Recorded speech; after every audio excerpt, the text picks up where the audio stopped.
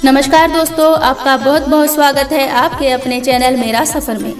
बड़ों को चरण स्पर्श, छोटों को प्यार और बराबर वालों को स्नेह भरा नमस्कार करती हूँ। दोस्तों, आज मैं आपको मंगला गौरी व्रत की कथा सुनाने वाली हूँ। यह व्रत स्त्रियां बड़ी ही श्रद्धा पूर्वक करती हैं और यह व्रत सावन में आने वाले सारे मंगलवारों को किया जाता है।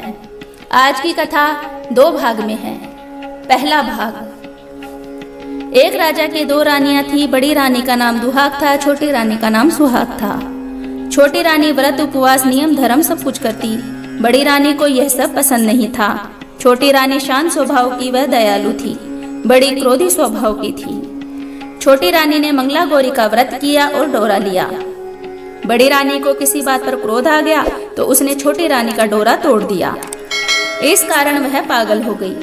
कई दिनों बाद एक दिन देवी ने उसे सपने में बताया कि तूने मेरा डोरा तोड़ा है, इसी कारण तू पागल हो गई है। बड़ी रानी ने सपने की बात छोटी रानी को बताई और देवी के चरणों में शीश झुकाकर क्षमा मांगी। धरती में 7 बार नाक रगड़ी।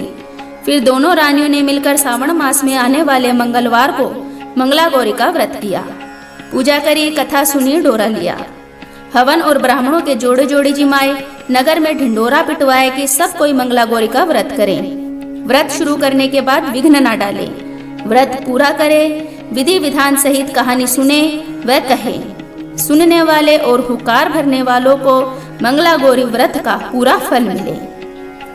भाग 2। एक गांव में एक पटेल दंपति रहते थे।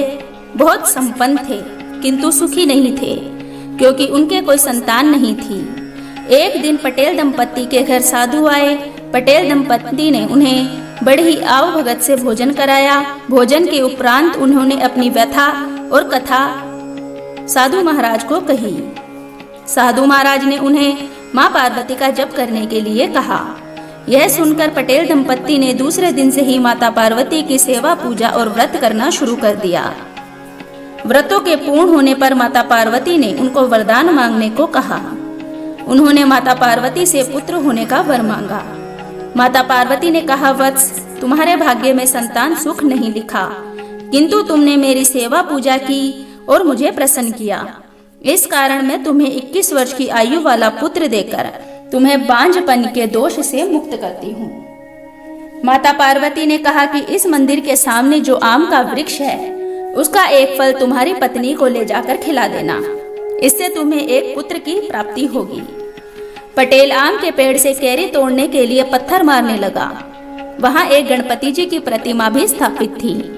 सो एक पत्थर गणपति जी को जा लगा। इससे क्रोधित होकर गणपति जी ने श्राप दिया कि तेरे पुत्र की मृत्यु सर्प के काटने से होगी। बेचारा पटेल दंपति नियति के खेल पर हंसे या रोए। पुत्र हुआ नहीं, श्राप पहले ही मिल गया। सोचा, चलो यह तो पक्का हुआ कि पुत्र होगा। पटेल ने कैरी ले जाकर पत्नी को दी। उसने माता पार्वती की पूजा की और उनका प्रसाद मानकर कैरी खा ली। इसके 9 महीने बाद पटेल ने एक बहुत ही सुंदर पुत्र को जन्म दिया, जिसका नाम भीमा रखा गया। जब भीमा 20 वर्ष का हुआ तब पटेल ने सोचा, क्यों ना भीमा का विवाह कर दिया जाए, शायद पत्नी की चूंदड़ी के जोर से भीमा बच जाए। ऐसा सोचकर उसने पुत्र को साथ लेकर पटेल एक दूसरे गांव गया। गांव के बाहर एक तालाब था। उसी तालाब के किनारे एक पेड़ के नीचे बैठकर पिता और पुत्र दोनों भोजन करने लगे। तभी वहां 2 कन्याएं आई और कपड़े धोने लगी। कपड़े धोते धोते एक ने कहा, मंगला श्रावण लगने ही वाला है, मैं मंगला गौरी का व्रत करूंगी, तुम भी कर लो। सुहाग भाग दोनों की दाता है, सोना गौरी। तब दूसरी ने कहा, कमला तू ठीक कहती है, यह व्रत मैं भी करूंगी। इसकी विधि विधान सब मुझे बता देना, मैं यह व्रत अवश्य करूंगी। पटेल ने सारी वार्तालाप को सुनकर निश्चय किया कि इसी लड़की से मैं अपने पुत्र का विवाह करूंगा। यही मेरे पुत्र की जीवन रक्षा करेगी और उसके लिए व्रत करेगी। यूं मन में विचार करके पटेल उन लड़कियों के पीछे पीछे जाकर उनका घर पहुंच गया। कमला के पिता भी पटेल थे, भीमा के पिता भी पटेल थे। भीमा के पिता ने कमला के पिता के समक्ष विवाह का प्रस्ताव रखा। जिसे उन्होंने प्रसन्नता पूर्वक स्वीकार कर लिया। शुभ घड़ी व शुभ लगन में दोनों का विवाह संपन्न हो गया। विदा होकर कमला ससुराल आ गई। श्रावण लगते ही सास बहू दोनों ने मंगला गौरी का व्रत रखना शुरू किया, जिससे प्रसन्न होकर माता पार्वती ने कमला को सपने में दर्शन देकर कहा, तुम दोनों के व्रत करने से मैं प्रसन्न हुई, लेकिन देख, एक तो तेरे पति की आयु कम थी, ऊपर से गणपति जी के सर्प काटने का श्राप भी है, सो इस मंगलवार को एक सर्प तेरे पति को काटने आएगा। तुम घबराना मत, हिम्मत से काम लेना और शक्कर वाला दूध तैयार रखना जो उसे पिला देना, और एक खाली मटकी भी लाकर रखना। सांप के सामने उसका मुंह कर देना। सांप दूध पीकर मटकी में आराम करने चला जाएगा। तुम मटकी के मुंह पर कपड़ा बांध देना और उसे जंगल में ले जाकर छोड़ आना। संकट टल जाएगा। सुबह सपने को सच मानकर कमला ने चुपचाप एक खाली मटका लाकर रखा। मंगलवार को पार्वती जी के निर्देशानुसार मीठा दूध लाकर रखा। पास ही मुंह बांधने को कपड़ा और मटकी रखी। तभी एक बड़ा काला सांप आया। कमला ने झट से मीठा दूध रखा। सर्प ने दूध पी लिया और मटके में जाकर सो गया। कमला ने मटकी का मुंह चतुराई से बांध दिया।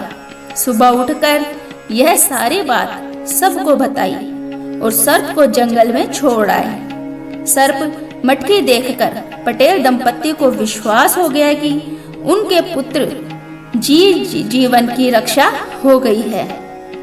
सास बहू दोनों ने व्रत पूजा कर 5 सेर आटे का चूरमा बनाकर प्रसाद बांटा। उनसे जानकर अन्य लोगों ने भी यह व्रत किया। कथा कहते सुनते और उपकार देते सभी को इसका फल मिलता है। हे पार्वती माता, जैसे आपने सास बहू को इस व्रत का फल दिया, वैसे कहानी कहने वाले, सुनने वाले, हुंकार देने वाले सभी को इस व्रत का फल देना। जय हो मंगला गौरी माता की। सो फ्रेंड्स, आज की कहानी आपको कैसी लगी प्लीज कमेंट करके अपनी राय अवश्य दीजिए। चैनल पर नए हैं तो प्लीज चैनल को सब्सक्राइब कीजिए, बेल आइकन को प्रेस कीजिए, जिससे आपको हमारी आने वाली वीडियो की नोटिफिकेशन सबसे पहले मिल सके। चैनल पर नए हैं तो प्लीज चैनल को सब्सक्राइब कीजिए।